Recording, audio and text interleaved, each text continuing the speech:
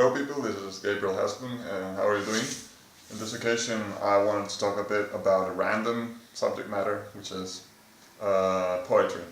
Now, I'm not an expert in poetry, so you should take everything I say with a grain of salt, but then again I try to make a very erudite argument about the subject that I treat in these occasions. But whatever. It's not one of my specialities. So you should discuss it with other people that are more in depth in this subject matter. What I think about poetry is that it was a sort of way of artistic expression for people that weren't, let's say, musically inclined. So they were people that wanted to express, a configuration of words that was in some way reminiscent of their feelings, but at the same time, it didn't allow those feelings to flourish as they wanted to. So it all started like a very blurred version of their feelings, and ended up with a semantic expression that wasn't at the level that they wished. Now, why do I say that? How do I know what they felt and how it was expressed through their words? Well, what I think that happened is that these people were reading a lot of books, right? And even before they read books, they were reciting actually. And so those recitations, those plots that they created in their imaginations were exasperations of the things that they couldn't have. So if they hunted a mammoth, for example, they were talking about stories about how the mammoth didn't rot after a day of being dead. And so they would have efficient ways of storing that meat for the entire month, for example. But that was a story. It wasn't real until they actually invented preservatives or, for example, essiccation, refrigeration, storing food under 10 feet underground, and other methods for conserving foods.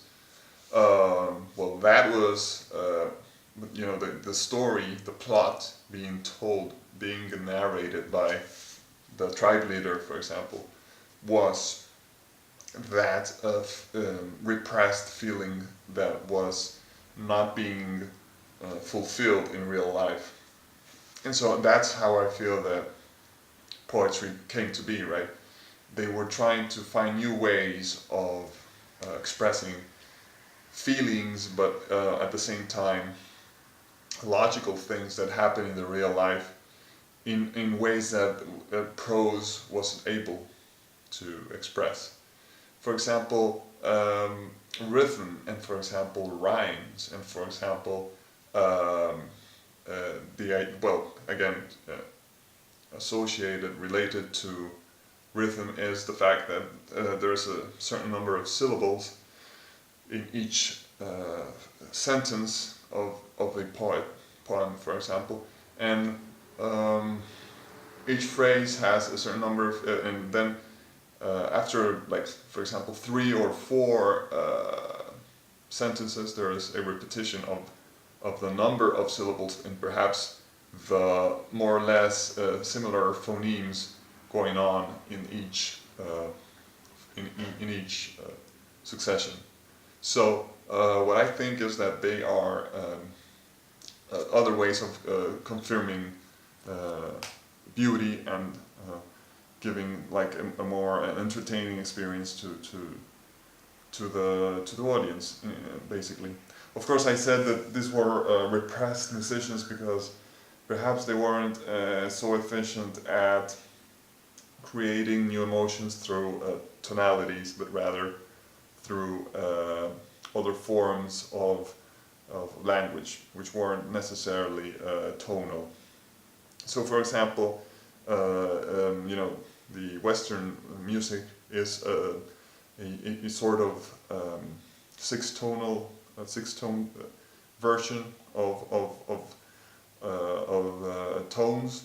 Okay, and I mean six, let's say not random, but specifically chosen and harmonic tones that are chosen for combination with other tones and create harmonies and create accords or accords. So that specific seven tone-based system and the creation of almost all songs through that configuration tells you that there was a specific language that was discovered by the pioneers of music creation that allowed them to give beauty and to give some sort of showy nature of humans. This tendencies of music came to be also in poetry, and they are definitely similar in the sense that there are rhythms and there are patterns of repetition in different sentences. The same could be said with about music, for example, chords and successions of notes that are of some logic and mathematical spacing. So to a certain degree, these people that were not good at distinguishing that spacing between tones were actually good at measuring syllable count and phoneme concordance between different sentences in a verse, were the ones that became poets. Okay, thank you for listening. I don't want to delve deeper into this subject because I could take centuries, but I want you to understand a little bit my perspective about it, and see you later.